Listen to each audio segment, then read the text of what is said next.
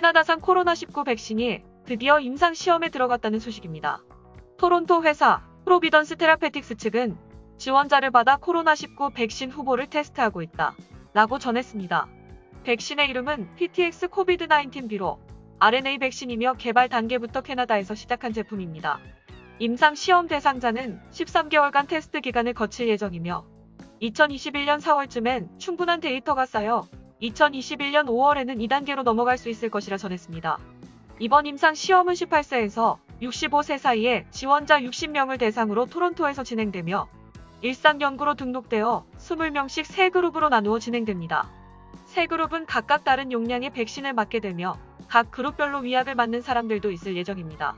연구진은 이번 임상시험을 통해 면역력 및 안정성을 확인할 것이라며 지원자분들께 감사의 말씀을 전한다 라고 전했습니다. 전 임상시험에서 백신은 강력한 항체 반응을 보였던 바 많은 기대를 받고 있습니다. 상용화는 2021년 말 또는 2022년 초가 될 예정입니다. 다음 뉴스입니다. 캐나다의 유명 카지노 재벌이 코로나 바이러스 백신을 맞기 위해 유콘으로 날아가 접종받은 것으로 나타나 문제가 되고 있습니다. 그레이트 캐나다 게이밍 코퍼레이션의 전 사장 겸 CEO의 로드니 베이커와 23사 연하 안에 알려진 에카테리나 베이커는 지난 19일 화이트홀스로 항공기로 도착한 후 14일간의 자가격리 의무를 하지 않은 채 21일 비버크릭으로 이동해 백신을 맞은 것으로 나타났습니다. 유콘주의 비버크릭 지역은 화이트홀스에서 약 450km 떨어진 아메리카 원주민들이 모여 사는 작은 지역으로 예방 접종을 받는 곳으로 선정된 것을 이용해 전세기를 타고 날아가 현지 모텔 종업원 행세를 한 것으로 나타났습니다. 하지만 백신 접종을 마친 직후 택시를 타고 공항으로 이동해 이를 수상히 여긴 사람들의 신고로 이 사실이 알려지게 되었습니다. 이 사건이 미디어를 통해 알려지기 하루 전인 24일 그는 돌연 회사에서 사임했으며 그레이트 캐나다 게이밍 코퍼레이션의 대변인에 따르면 개인 사안에 대해서 언급할 수 없다고 밝힌 것으로 나타났습니다. 다음 뉴스입니다. 지난해 말 모든 에어비앤비 호스트가 1차 거주지, 임대와 단기 휴가 임대 부동산만 등록하도록 하는 새로운 규정을 도입했지만 토론토시는 수천 명이 여전히 규정을 위반하고 있을 가능성이 높다고 보고 있습니다.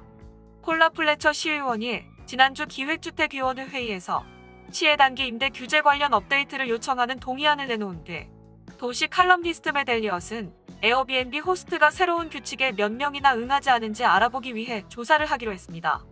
엘리엇은 시청어처에 토론토에 있는 많은 에어비앤비가 현재 상장해야 할 라이센스 번호가 아직 부족하다는 보도가 있었다 라고 했습니다. 심각한 것은 어떤 사람들은 집주인들이 규제에서 면제되어 있다고 주장하거나 또는 가짜 면허증 번호를 게시하고 있다는 점입니다. 라고 덧붙였는데요. 토론토의 오픈 데이터 포털에 있는 등록 데이터를 에어비앤비 목록과 결합하여 엘리엇은 1월 2일 현재 도시 시스템의 라이선스 번호가 전혀 없거나 일치하지 않는 목록이 몇 개나 되는지를 계산했습니다. 그리고 그는 현재 토론토에는 8,265개의 에어비앤비 목록이 있으며 665개, 즉 3.64%만이 유효한 라이선스 번호를 가지고 있다는 것을 발견했습니다. 또 다른 95.40%는 면허번호가 없는 반면 0.53%는 면허번호를 잘못 기재했습니다. 그리고 0.43%의 규정에서 완전히 면제된다고 주장하고 있습니다. 엘리엇은 인사이드 에어비앤비 데이터는 업데이트 속도 등을 이유로 1월 2일까지의 데이터밖에 보여주지 않기에 아직 면허증 번호를 게시하지 않은 사람들 중 일부는 업데이트 이후로 접근했을 수도 있습니다. 라고 말했습니다.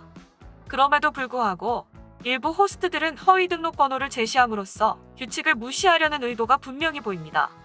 예를 들어 지금까지 시에서 발행해온 등록 번호는 항상 STR-2에서 시작되며 엘리엇에 따르면 STR-2012 FWDRVD, STR-2101 FPVKVC와 같은 형식과 유사하게 나타나지만 하버프론트의 한 콘도의 등록 번호는 ST-1231 클레버로 나열되어 있습니다.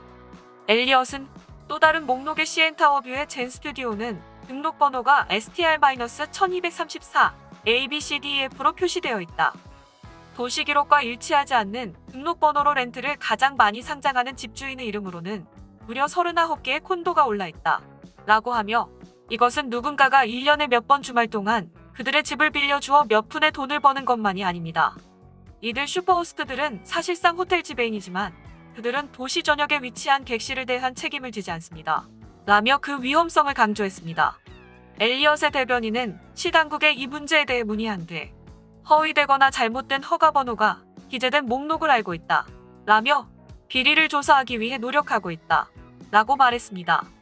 한편 플래처의 동의안은 시면허 및 기준서의 도시 발급 허가 번호가 첨부되지 않은 모든 부동산의 상장을 해제할지 여부, 유효한 도시 등록번호만 사용하도록 보장할지 등의 질문에 답하는 보고서를 마련하도록 요구하고 있습니다. 이에 따른 시의 단기 임대 규제 및 등록 절차에 대한 중간 업데이트는 2월 2일 화요일에 시의회에서 검토할 예정입니다. 다음 뉴스입니다. 에든버러 대학의 연구진이 캐나다, 알버타와 미국 몬타나에서 티라노사우루스의 배아 화석을 발견했습니다. 알버타에서는 발톱 화석이, 몬타나에서는 작은 아래턱뼈 화석이 발견되었는데요. 크기가 작은 화석의 경우 강과 홍수 등의 영향을 쉽게 받기 때문에 공룡의 배아 화석은 극히 드문 편입니다.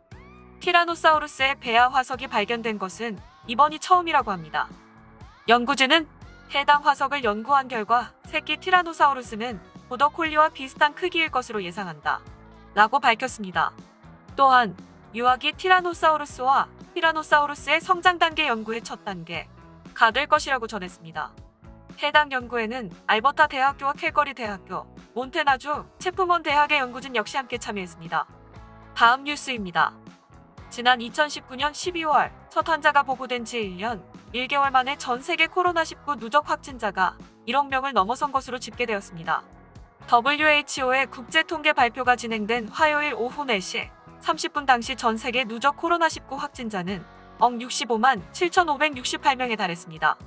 이는 전 세계 인구 78억 명을 기준으로 약 1.28%가 코로나19에 감염 경험이 있는 셈입니다. 세계에서 감염자가 가장 많이 나온 나라는 미국, 인도, 브라질, 러시아, 영국, 프랑스, 스페인 순이며 전 세계 코로나19 관련 사망자는 현재까지 215만 7,355명으로 7,259만 8,502명이 회복되었습니다. 캐나다의 경우 75만 6,250명의 확진자가 발표되었고 총 사망자는 19,376명입니다. 캐나다 확진 사례의 70%가 퀘벡과 온타리오에서 나왔으며 온타리오주가 25만 6,960명, 퀘벡주는 25만 4,836명, 알버타주가 12만 1,535명으로 높은 확진자 수가 이어지고 있습니다.